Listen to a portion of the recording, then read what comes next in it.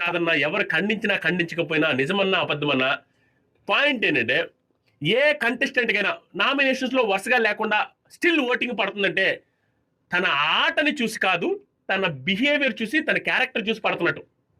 అలాగే కళ్యాణ్ పడాలకి ఓటింగ్ కూడా నాకు నిజంగా హార్ట్ఫుల్గా చెప్తున్నాను.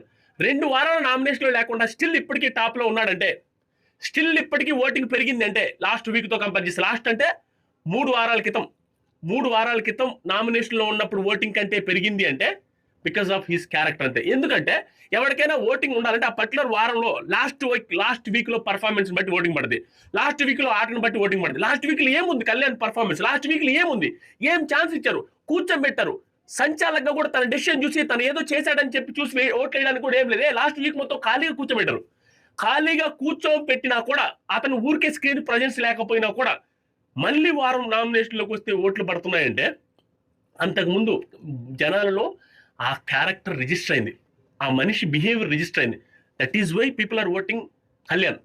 అది ఓపెన్ ఫ్యాక్ట్. అది మీరు ఎన్ని అనుకున్నా, ఏమనుకున్నా, ఎంత ట్రోల్స్ చేసినా, ఎంత హేట్రెడ్ క్రియేట్ చేసినా, Kalyan already is a winner. అంతే, ఆల్రెడీ ఈజ్ ఎ విన్నర్. ఓడిపోయినా గెలిచినా పోయేది ఏమీ లేదు. ఎక్కడి నుంచి స్టార్ట్ అయ్యాడు, ఇప్పుడు ఎక్కడున్నాడు చూసుకుంటే హీఈస్ ఆల్రెడీ విన్నర్. తన పొజిషన్ చూడండి ఎక్కడికి వచ్చిందో. లాస్ట్ 2 వీక్స్ నుంచి నామినేషన్ లేని పర్సన్ గురించి సోషల్ మీడియాలో హేట్రెడ్ క్రియేట్ అవుతుంది. సోషల్ మీడియాలో తన రిలేటెడ్గా గట్టిగా మాట్లాడుతున్నారంటే తనని ఎవడైతే బచ్చగాడని వదిలేయచ్చు. 2 వారాల నామినేషన్ లేడు, 22 ఏళ్ళ కుర్రాడు, ఆడితో మనకేంటి అన్న ఫీలింగ్ వస్తుంది ఎవరికైనా. దేవుడు పడుచుకోడు.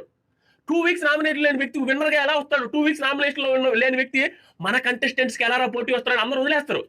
వదిలేయకుండా ఇప్పటికీ కూడా స్ట్రాంగ్గా తనకు రిలేటెడ్గా గట్టిగా మాట్లాడుతున్నారంటే he something, he is getting voting next level. అంతే, లేకపోతే ఎందుకు మాట్లాడతారు, లేకపోతే ఇంత ఎందుకు వస్తుంది? మీకు అర్థమవుతుందా నేను చెప్పేది ఏంటో?